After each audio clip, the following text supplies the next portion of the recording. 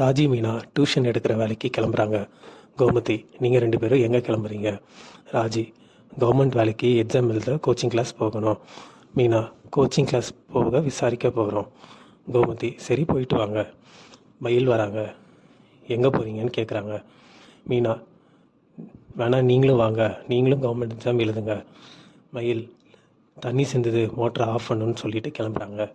ராஜியும் மீனாவும் வெளில கிளம்புறாங்க. ராஜி, எல்லாருக்கிட்டேயும் போய் சொல்ல ரொம்ப கஷ்டமாக இருக்குது. அட்லீஸ்ட் கதிர்கிட்டையாவது சொல்லியிருக்கணும். மீனா, இந்த டியூஷன் விஷயம் வெளியே தெரிஞ்சால் முதல்ல நான் தான் மாட்டுவேன். ராஜி, நான் ரகசியமாக வச்சுப்பேன், சத்தியமாக நான் உங்களை காட்டி கொடுக்க மாட்டேன். மீனா, மயில்கிட்ட மட்டும் கேர்ஃபுல்லாக இருக்கணும். ராஜி, அப்போது மயிலை கூப்பிட்டீங்களா?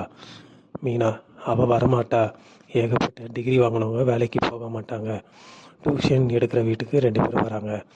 ராஜி டியூஷன் எடுக்க பண்ணுறா. டியூஷன் பசங்க ரொம்ப வாழா இருக்கு. மீனா ஒரு சவுண்டு விடுறாங்க. பசங்க சண்டை போடுறத விட்டுறாங்க. டைனிங் ஹாலில் எல்லோரும் இருக்காங்க. மீனா, அந்த விஷயத்தை ஓப்பன் பண்ணு ராஜி. ராஜி தயங்குறாங்க.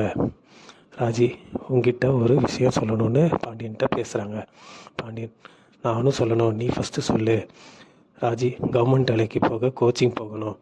நாங்கள் விசாரிச்சுட்டு வந்தோம். நாளைக்கு புது பேட்ச் ஆரம்பிக்கிறது இருக்குது. நான் சேரட்டுமா? பாண்டியன், கோச்சிங் கிளாஸ் போகாமல் வேலைக்கு போக முடியாதா? அரசி, கோச்சிங் கிளாஸ் போகலைன்னா அது ரொம்ப கஷ்டமாக இருக்கும்ப்பா. பாண்டியன், சரி போயிட்டு வாங்க. மயில், நீங்களும் ஏதோ சொல்லணும்னு சொன்னீங்களே மாமா. பாண்டியன், எல்லாருக்கும் லீவ் கிடைக்குமான்னு விசாரிக்கிறாரு. 3 ஜோடியும் ஒன்றா வெளியே போயிட்டு வரட்டுமேன்னு சொல்கிறாரு. இதோட எபிசோடு இங்கே முடியுதுங்க.